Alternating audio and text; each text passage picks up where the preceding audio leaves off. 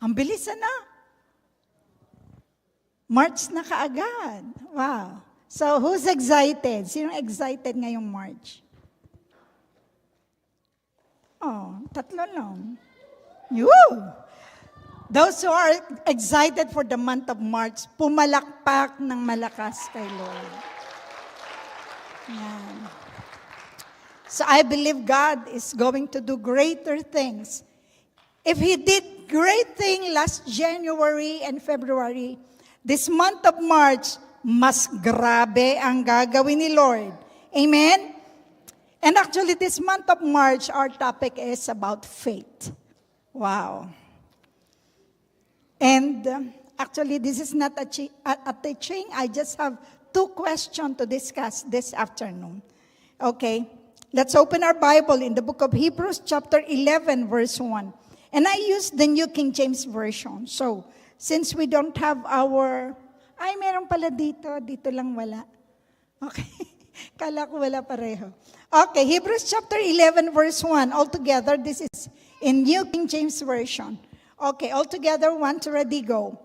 Now, faith is the substance of things hoped for, the evidence of things not seen. Okay, in CEB, it says, faith is the reality of what we hope for and the proof of what we don't see. It means we are believing in something that we do not see. Just like here, we believe in God, though we don't see Him. Right? May nakakita na ba kay Lord? Hello? Meron po, nandun So, hindi totoo yun. Because faith is believing in something that we do not see. We are believing in Him, kahit hindi natin siya nakikita. We believe there is a God who created the heaven and the earth. Hello? We still believe in Him, though we cannot see Him. Actually, this topic is one of the hardest preaching I can preach. It's not because I don't have faith. It's not because I don't have it, but it's hard to live by faith. Amen. Pastora, ikaw lang yan. Okay, di ikaw na. Okay. So, it's really hard to live by faith. In my part, in my case, no? If it is not because of Doc Jing, it's hard for me to live by faith. But he taught me how. Tinuruan po ako ni Pastor paano mabuhay by faith. Actually, before, nung unbeliever ako, when I'm still an unbeliever, if I'm going to do something, everything must be well planned. Dapat planado na lahat. Everything must be provided. But when I started to serve the Lord, wow, ibang klase pala talaga. You need to believe on something that you do not see. Naniniwala ka may mangyayari, magaganap, kahit alam mo wala ka pang nakikita. Amen? So, I'm not saying we don't need to plan. Of course, we need to. Hello? Kailangan po natin. But the book of Proverbs, chapter 16, verse 1 says, the preparation of the heart is in man, but the answer is from the Lord.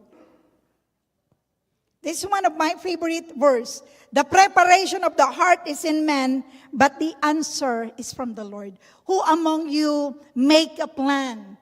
And when you're trying to do it, nothing of your plan happen. What are you going to feel? Maybe you are frustrated. Sayang naman ang tagal kong plinano. Ang tagal kong pinaghandaan. And then, nothing happens.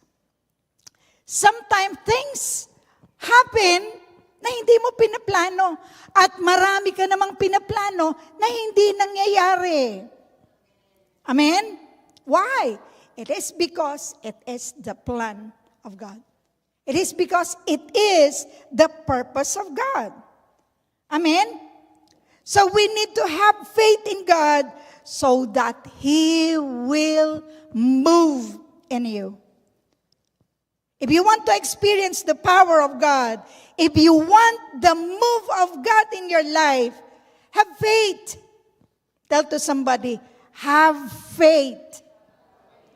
And let your faith work. Hello? Let your faith work. Your faith, God's power. Actually, that's our topic for today. Your faith, God's power. If you have the faith, God has the power. So maybe you're going to ask me, you're going to ask, Pastora, does it mean if I don't have faith, God has no power? Pag wala akong pananampalataya, walang kapangyarihan ng Diyos? Well, it's a big, big no. Our God is an omnipotent God. Our God is an all-powerful God. Hello? Do you believe that our God is a powerful God? Amen. Let's bow down our head and close our eyes, and we're going to pray.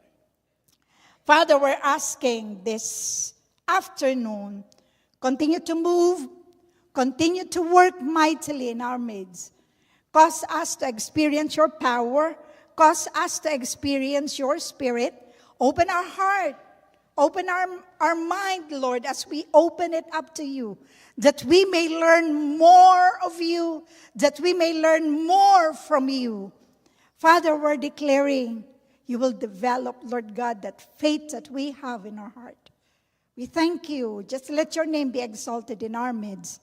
We ask all of this. In Jesus' name we pray. And everybody say, Amen and Amen. Praise the Lord. So, our God is an omnipotent, a powerful God. Omnipotent God because it came from the word omni, means all, and potence, which means powerful. It means He is an all-powerful God. Even without you, the power of God will move. Do you believe on that? Kahit wala ka, naandyan ang kapangyarihan ng Diyos. But why do we need to have faith? So that the power of God may move and work in our lives. Bakit kailangan pa ng faith? Kilos naman pala siya. Hello? Let's go on with this. Being all-powerful. Omnipotent means being all-powerful, possessing supreme, infinite, and unlimited power over creation. Our God is an omnipotent. He is an all-powerful God. Lahat ng imposible, everything that are impossible is possible with God. Anong imposible sa'yo? Everything that is impossible with you is possible with God. Bakit may faith? That's the reason I am asking you, why do we need to have faith? We need faith so that the power of God may move and work in your life. Please be in mind of this. God moves in the authenticity of your faith. God moves in the authenticity of your faith. Can you ask somebody, how authentic your faith is? Sa kabila, tanungin mo, how authentic your faith is.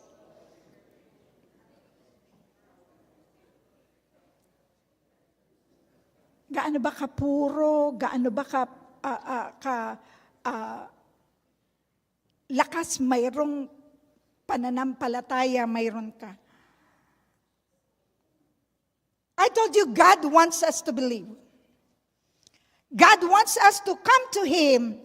God wants us to have faith so that He can and He will move. Para mas maintindihan natin, let's look at these verses from the book of Matthew chapter 17, verses 17 to 20. Matthew 17, verses 17 to 20. I use the NIV version. It says here, "You unbelieving and perverse generation." Jesus replied, "How long shall I stay with you? How long shall I put up with you? Bring the boy here to me." Jesus rebuked the demon, and it came out of the boy, and he was healed at that moment. Then the disciples came to Jesus in private and asked, "Why couldn't we drive it out?" He replied, "Because you have so little faith. Truly, I tell you, if you have faith as small as a mustard seed, you can say to this mountain, 'Move here from there,' and it will move. Nothing will be impossible for you." Okay.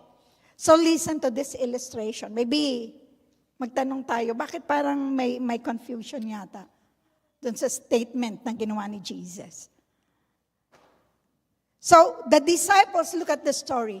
The disciples prayed for the little boy. No?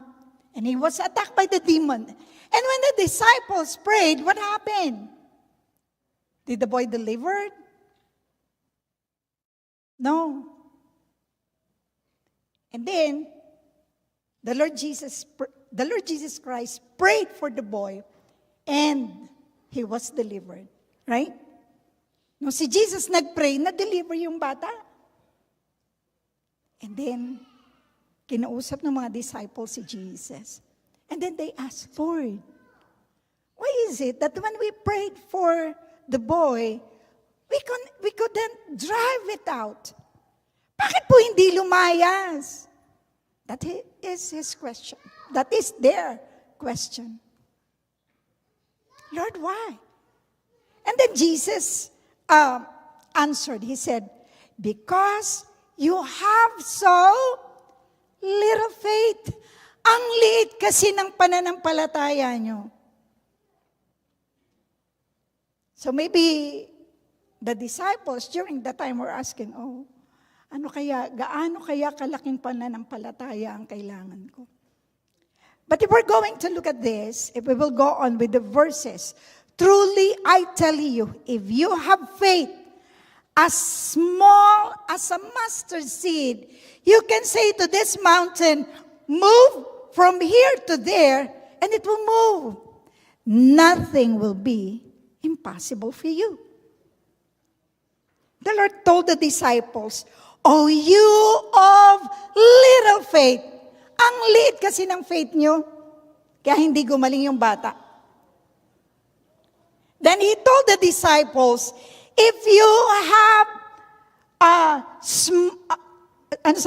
if you have faith as small as a mustard seed, you can say to this mountain.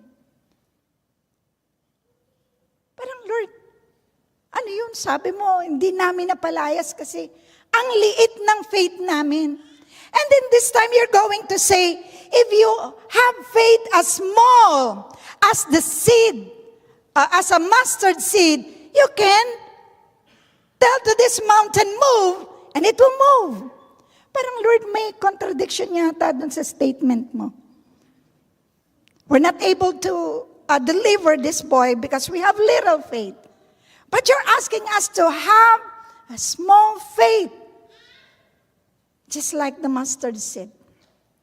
If we're going to look at this, actually this mustard seed in ancient Jewish culture, moving mountains was a common metaphor for overcoming obstacles. So, maybe this mountain, can be mountains of problem, mountains of sickness, mountains of diseases, mountain of burdens in your life. Kung ano mang bundok mayroon dyan sa buhay mo. And God told them, you can say to this mountain, move. Umalis ka. Buti nang sa Winnipeg, wala naman tayong bundok, na. Ay, garbage hill. We only have garbage hill. So, Jesus wants to show us, it's not the amount of faith, but the quality of your faith. God is not talking about how big or how small your faith is, but the quality of your faith. So, Pastora, paano ba yung quality of faith? So, let me explain this to you in this story. Let's go on to Mark chapter 5, verses 24 to 34. Mark chapter 5, verses 24 to 34. So Jesus went with him. A large crowd followed and pressed around him.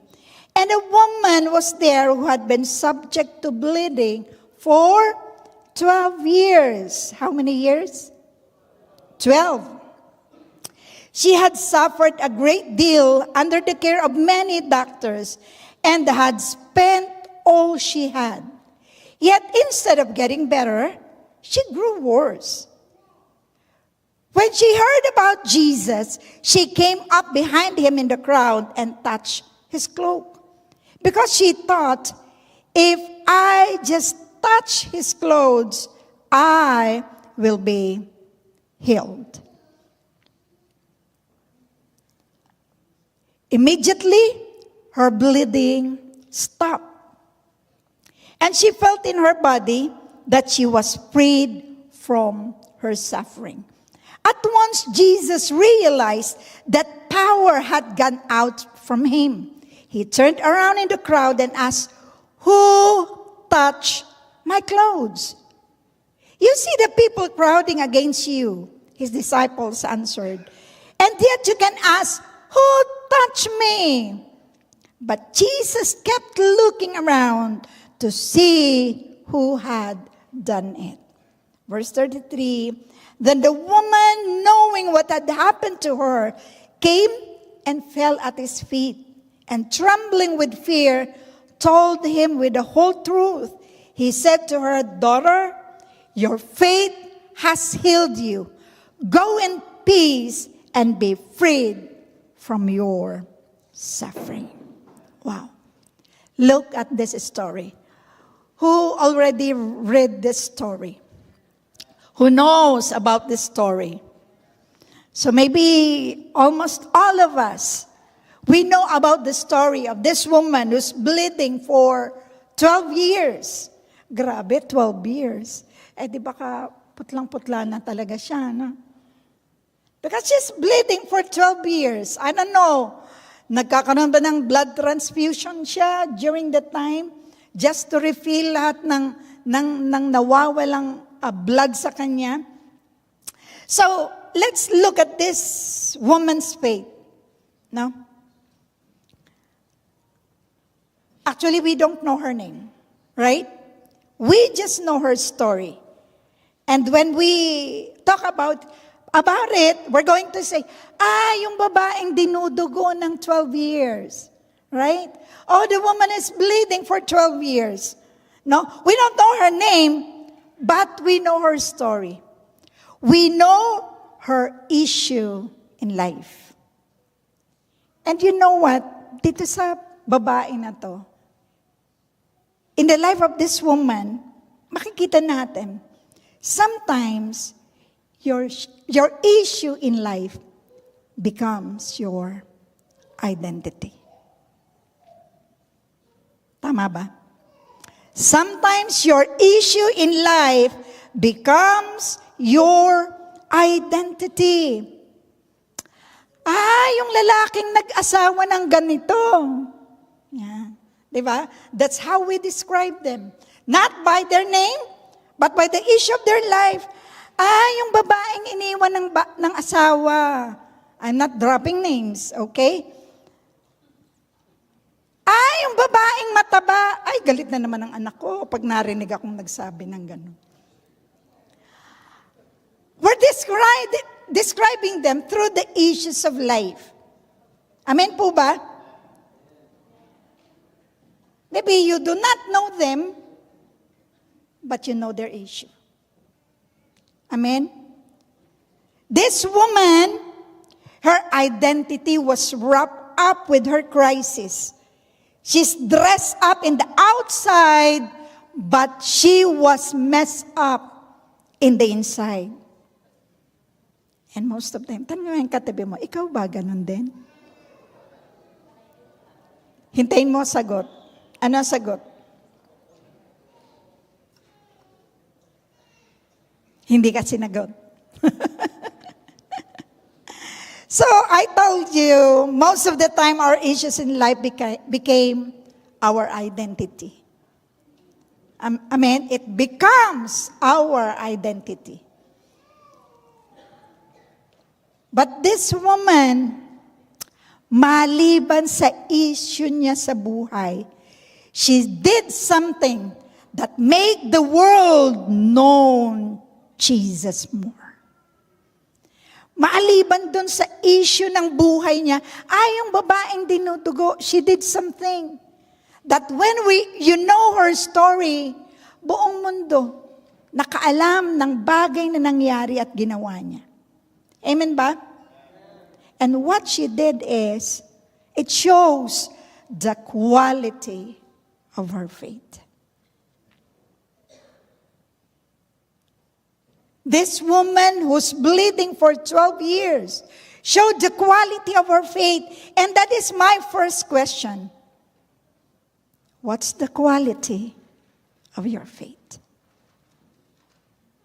Anong quality ng faith mayroon ka? Maliit lang eh. Maybe when I'm reading these verses, maybe these disciples, they have little faith. But pambihira naman mga disciples na hanggang ngayon little faith pa rin. Hello? So of course, as we grow, dapat nag-grow din yung faith natin. Amen? Tanungin mo uli yung katabi mo, what's the quality of your faith? Baka 10 taon ka ng Kristiyano. You're 5 years Christian. You know Jesus for 5 years. And still you have that small faith. Though the Lord Jesus told His disciples, oh, you of little faith. Pero sinabi niya ulit sa mga disciples, if you only have faith as a mustard seed. Why mustard seed? Because yung mustard seed, pag tinanim mo, ano nangyayari? It will grow. It will flourish. Therefore, our faith must grow.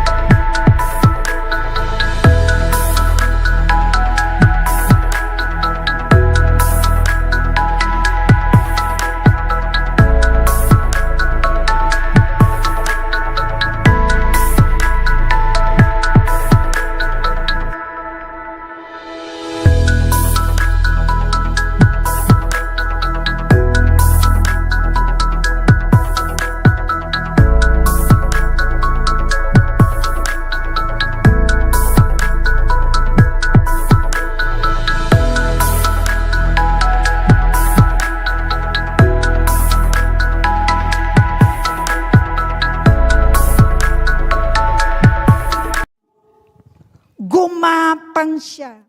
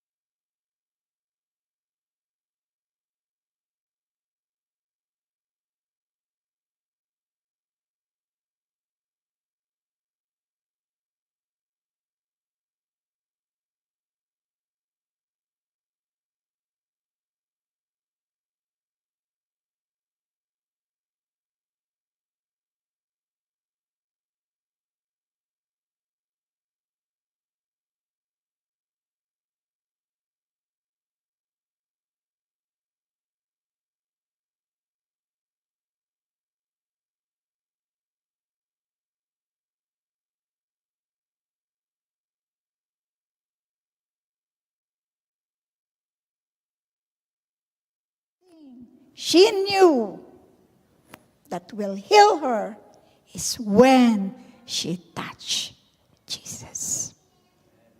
Do you believe that this afternoon, if we're going to touch the presence, the heart of God, ano man yung kailangan mo, ano man yung sakit karamdaman mo, God is able and willing to touch you and heal you. Amen? Amen po ba? In verse 28, if I can only touch his clothes, I will be healed. That is her faith. That is her declaration. That's the quality of faith she had. Sabi niya, hipo lang, gagaling na ako. Mahipo ko lang. Hindi si Jesus pa nga eh. Right? If she can only touch the cloak of the Lord Jesus Christ, she will be healed. Eh, how much more kung si Jesus pa mahipo mo? Amen? This woman touched Jesus, and he was completely and immediately healed.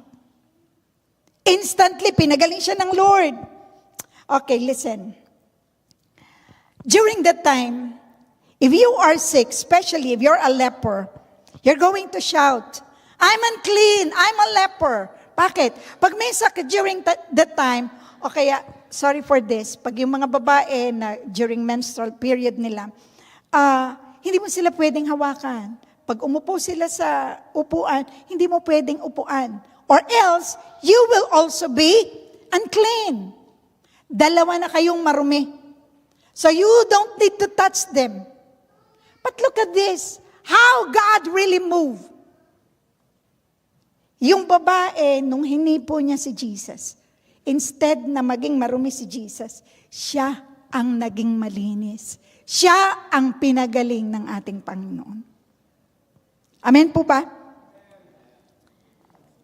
That time, pag hinipo mo may sakit, magiging marumi ka.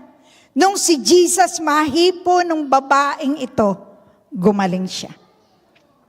Can you tell once again, that someone beside you, what's the quality of your faith? Just like this woman, maybe you are dressed up. Kaganda-ganda mo, kagwapo-gwapo mo ngayong hapon. But in the inside, just like this woman was bleeding on the inside. She was dying on the inside. She was hurting. Maybe some of you, you're dressed up. But maybe you're losing your faith in the inside. Uma-attend ka lang, pero yung puso mo ang layo-layo na kay Lord. Maybe you feel condemned. Pangiti-ngiti ka lang. You keep on smiling. But actually, you feel condemned on the inside. Or maybe you feel rejected. Maybe you feel sick, you feel lonely, you feel tired and burned out. I don't know. Di ko alam kung ano yung nararamdaman mo. Maybe you feel empty. Baka pati wallet mo empty.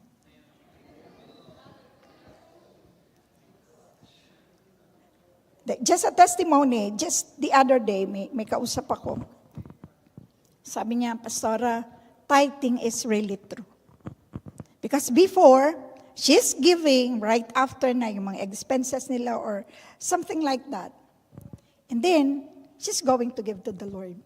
Sabi niya, Pastora, alam niyo ba, last year, talagang yung bangko namin, yung finances namin, lahat negative. But since January, pagdating ng blessing niya, Lord, ibibigay ko yung para sa'yo. Inuuna niya si Lord. You know what? For 2 months now, sabi niya, never pa na nag-negative ang bangko ko. Sabihan mo yung katabi mo, unahin mo si Lord. Hello? I know our God is here. Amen? God is going to do something. Maybe, sabi ng doktor, wala ka ng pag-asa. Pero kay Lord, laging may pag-asa. Amen? Ang kailangan mo, what you need to do, is to release your faith. Just like this woman, she crawled and released her faith. Lord, I just need to touch your clothes. And that's my second question. Can you release your faith? Yes, I know. Yes, I believe. I have faith. Pero pag nandun na, Lord, ano ba to? I remember an old story. Nagkukwentuhan lang kami the other day din. It's a very old story na merong iba-ibang religion. There are different religion. Merong Hinduism. Hinduism nga by Buddha. No? Ha? Buddhism. Oh, Buddha, the Buddhism. No? And then, Hinduism ang Allah. Or Muslim. And then yung isa Kristiyano. Sabi nila, let me explain this or tell the story in Tagalog. Maybe you're going to catch it. If you can't, tanong mo yung katabi mo. Okay? So maybe some of you heard this story already because this is a very old story. So nagpapayabangan kasi yung tatlo. Sabi niya, sino dito pag tumalon kayo dito sa bangin, ililigtas kayo ng Diyos nyo. No? So, nagpapayabangan yung tatlo. Nagsimula yung Allah is Muslim. O sige, ako na mauna. So tumalon siya sa bangin. Pagtalon niya, ala, nakagano siya. Ala. Pagdating sa baba, boom! Patay.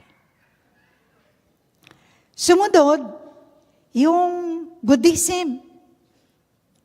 So, nung sabi niya, sige, dalawa na lang tayo. Ako na susunod. So, pagtalon ng Buddhism, pak! Buddha. Babagsak na siya, Buddha, biglang tumayo. Lumutang. Buddha. Nakabalik siya. Nung sumunod, yung Kristiyano na. Pagtalo ng Kristiyano, Lord, samahan mo po ako. Tumalo yung Kristiyano. Jesus. Malapit na. Malapit na siyang bumagsak. Biglang nung malapit na, Buddha. Ay, pambirang Kristiyano yan.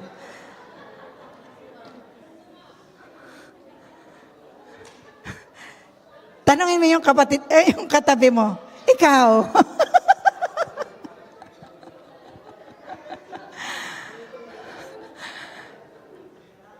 Natakot eh.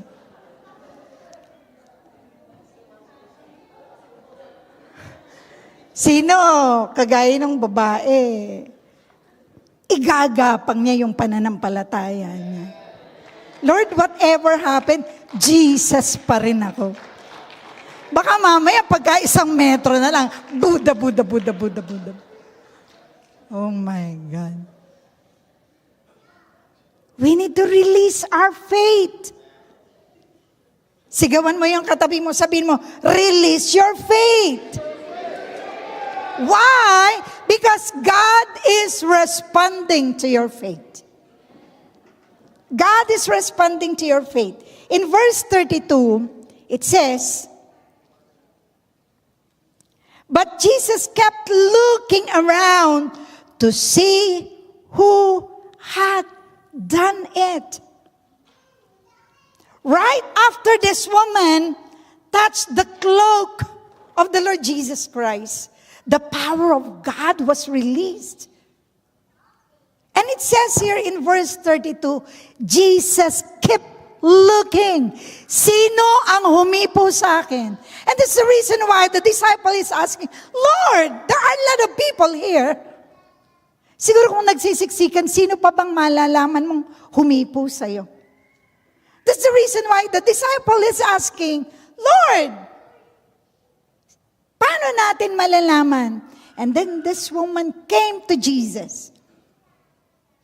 And this woman said, Lord, I am the one who touched you. You know what? Jesus is looking. He is searching for a man and woman who are willing to release their faith. Lagi kang, yes, Lord, I believe. To lumang kwento na naman. Did you ever try to watch the circus? Okay. Not in TV, in reality. Yan. Nung maliliit pa kami, my mom and my dad always brought us to Manila to watch the circus. So, yan, galing, lalambitin, ganun, di ba? So, one time, meron isang lalaki and he's shouting. Sabi niya, do you believe that I can go through this, what do you call that? The cable using his bike. And of course, sirkero siya eh. So those people, those crowd, they clap their hands. Yes, you can do it. Eh dahil magaling yung clown, ay not a clown, but yan, sirkero siya. So he did it. He's using his bike. Alam mo yung bike na isang gulong lang? So he did it. So hindi bike yon ang tawag doon. Ha? Hindi na alam yung bike na isang gulong lang, tas, ha? One cycle daw. Hindi bicycle kasi if it is bicycle, it must be two. Right? O bahala kayo, at least, napipicture nyo ba yung sinasabi ko? Para nagkakaintindihan tayo. And then, he asked again the second time, do you believe that from here, I can go back to that place? And then those people, they clap their hands. Yes, we believe in you. Saludo kami sa iyo, ang galing mo. And then he did it once again. When he's already there, sabi niya, okay, if you really believe in me, who among you will volunteer? Sabi niya, okay, sinong gusto mag-volunteer? Si Mark. Nawala na si Pastor Edward eh. Kasi lagi kong tinatawag yan, umalis na tuloy. So sabi niya, who wants to volunteer? And this, di syempre yung mga tao, nagtatanong, ano ba gagawin? Di walang nagtataas ng kamay. Okay, kung talagang naniniwala kayo, sabi niya, yung magbo-volunteer sakay sa likod ko at sabay kami, tutuloy kami dun sa alambre. Wala pong nag-volunteer. Para ngayon lang, walang nag-volunteer. So you know what? Sometimes, we're doing the same thing with God. We say, yes, Lord, we believe. But when we're in the midst of trial, when we're in the midst of problem and persecution, parang tinatanong mo, Lord, nandyan ka ba? Lord, are you doing something? Lord, are you there? If you really believe, just release your faith. In the book of Ephesians, chapter 3, verse 20, I'm going to end up with this. Ephesians chapter 3, verse 20. In NIV, it says, now to him who is able to do immeasurably more than all we ask or imagine, according to his power that is at work within us. The book of Ephesians chapter 3 says, he is able to do immeasurably more than all we ask or imagine. Kaya niyang gawin, hindi mo kayang isipin. But He can. I told you maybe it is impossible with you, but with God, it is possible. Amen? Amen po ba? It says, according to His power that is at work within us. So we need to have our faith so that the power of God may be released. Sabihan mo yung katabi mo, paganahin mo ang faith mo. And actually, this is my conclusion. Do not depend on natural solution, but depend on supernatural solution. As what Ephesians chapter 3 verse 20 says. God can do immeasurably more than we asked or imagined. Hindi mo pa naisip. Yung kayang gawin ng Panginoon sa buhay mo. I'm going to end up again in this illustration. Last Friday, Pastor Jing is asking that question. Sabi niya, do you believe God is going to do something? Eh di syempre kami naman, yes, amen. And this declaration last Friday during the soaking, payayamanin kayo ni Lord. Eh di lahat kami, yes Lord, amen Lord. Sinong gusto payamanin ni Lord? Sometimes, we're always asking, no? Kala natin, para yumaman ka, laging kailangan marami lang pera. Hello? Sabi nila, may narinig nga ako Ako yung mga Kristiyano, mga mukhang pera. Kasi gusto laging payamanin. I just want you to know, and it is a testimony. Ako, I claim, mayaman kami. It's not because marami kaming pera. We're testifying yung bago naming bahay. No? Actually, himala po ng Lord yan. It's really a great miracle from the Lord. No? Sabi ko po kanina, hindi kailangan maging maraming pera para yumaman ka. Because God is able and is willing to provide everything you need. To provide everything. Sometimes nga hindi lang need Sometimes even what you want. Hello? You just need to have faith.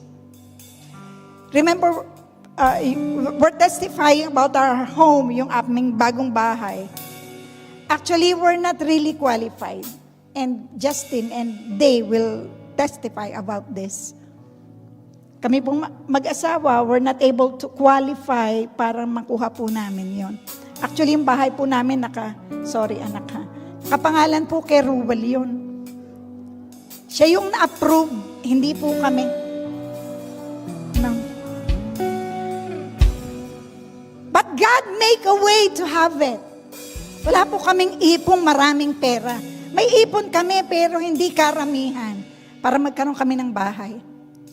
But because I prayed for it, but because I released my faith, Lord, at my 60th birthday, magkakaroon kami ng bagong bahay. Nung 60th birthday ko, hindi binigay ng Lord. But before my 61st birthday, my 61st birthday is August, nakausap ko po yung may-ari ng bahay ng July. Sabi ko, Lord, galing mo talaga. Hindi pinaabot ng Lord ng 61, answered prayer pa rin ako. On my 60th birthday. We don't have a lot of money. Pero alam ko mayaman kami. Bakit? 2 na bahay ko Hello?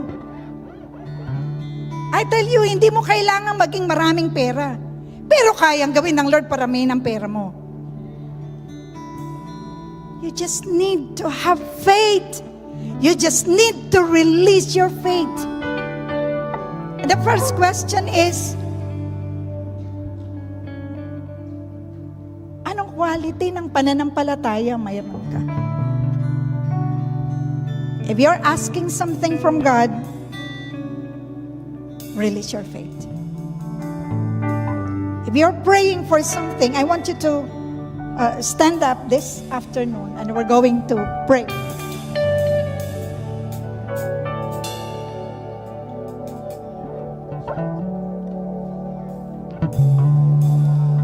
We're going to sing that song.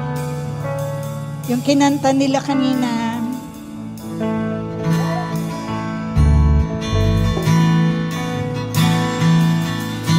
Dun sa song na kinanta natin, sabi doon, He give life, He give light, He give hope. Everything came from Him. Hindi kaya yung hinihingi mo ngayong hapon, kayang ibigay ng Diyos sa'yo. You only believe God is able. God is willing to give everything you're asking for. Hallelujah. You give life, you give love, you bring light to the darkness, you give hope, you restore every heart that's been broken. Great are you, Just declare that our God You give life. is a great, great God. you give life, you are love. Yes. You bring light He give you life. to He give you hope. This afternoon, I believe He's able and is willing to give everything you want, everything you're asking for. Great are you, Lord. Great are you, Lord. Come on, say, it's your breath in our lungs, so we pour out our praise, pour out our praise. Come on, Your breath, let's pour out our praise to Him. we pour out. Pour out not only your praise, pour out your faith to God. In our lungs, so we pour out our praise, pour out our praise, your breath in our lungs, so we pour out our praise to you only. Oh. As you release your worship to Him, as you release your praise, release your faith to the King of Kings and to the Lord of Lords. All the earth, come on, sing. And all the earth will shout your praise. Our hearts will cry, these bones will sing. Great are you, Lord. All the earth. All the earth will shout your praise.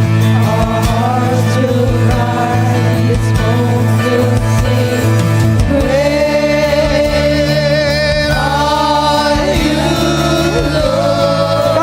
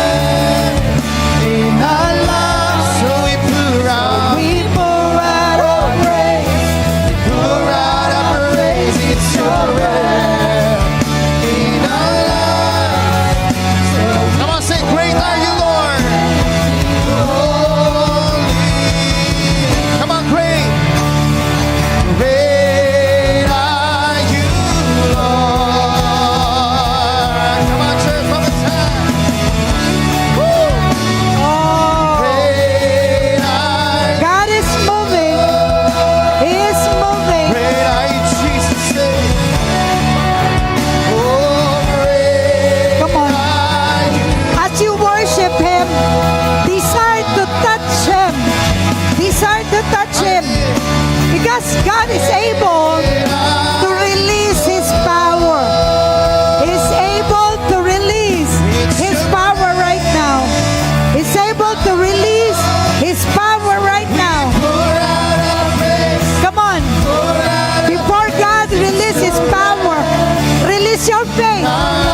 Release your faith. Release your faith. Oh God. Hallelujah. Come on. If there is someone who's sick, pinagagaling ka ng Diyos. If you are watching right now, if you are watching right now, come on. Release your faith. God is touching you. God is touching you. God is touching you. Come on, release your faith. Pinagagaling ka ng Diyos. God is healing you right now. God is healing you right now. Come on, release your faith. Maybe pera kailangan mo. Pera kailangan mo. God will provide. God will provide. Oh God. You're solving a problem, but feeling mo, you cannot solve it.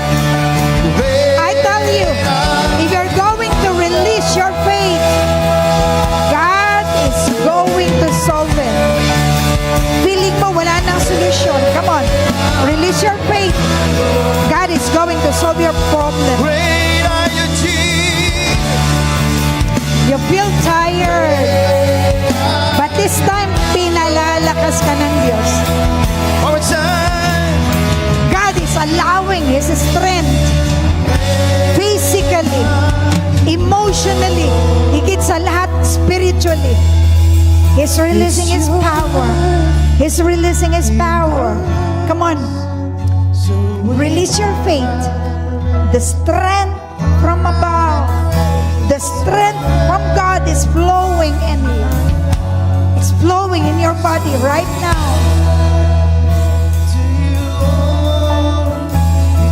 God is touching your heart. Feeling mo napapagod ka na.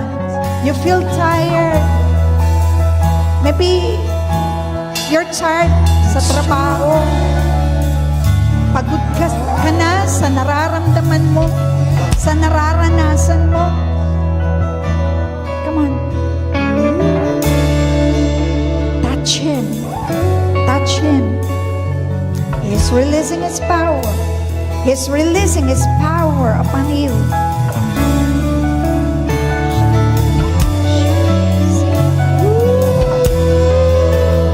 The Lord says, the joy of the Lord is your strength. Yung kagalakan ng Diyos ang magiging kalakasan mo. You're schooling right now. Medyo nahirapan ka.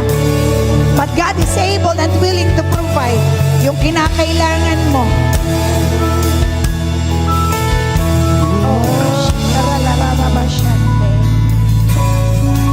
God is going to increase wisdom. God is going to increase knowledge upon you. Kapatid, makakagraduate ka. Amen. Your dream will come true. Amen. Just release your faith.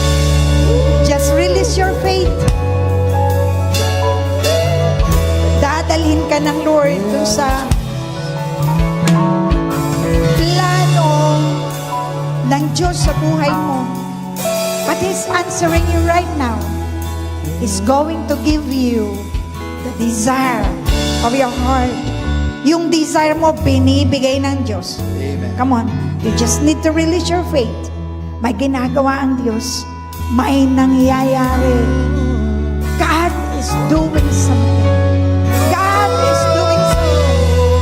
God is doing something. Come on. Hilingin mo. Angkinin mo. God is releasing it to you right now. In Jesus' name. You have that fear. May mga relative ka na nasa ibang bansa. We know there is war. You know what? Ang sa akin, we need to be still. We need to be still. Just pray for them. God is in full control. All of these things need to happen. Lahat ng kaguluhang ito, kailangang mangyari. Kailangang maganap. It is written. It is written. In the last days, there will be war and rumors of war. It is a sign of His coming. It is a sign. Just pray for them. Just pray for them. Panalangin mo yung mga mahal sa buhay mo na nasa ibang bansa. So there is war. Ito'y gagamitin ng Lord for them to know Jesus in their lives. Father, right now, I am asking, you will touch every heart. Yes, Lord Jesus. You will touch every lives, Father. Salamat kasi lahat kami walang aalis sa lugar na ito na hindi hinipo ng kapangyarihan mo. Thank you for releasing your power as we release our faith to you. Seal this victory with the precious blood of the Lord Jesus Christ. We ask this in Jesus' name, and everybody shout, Amen. Amen.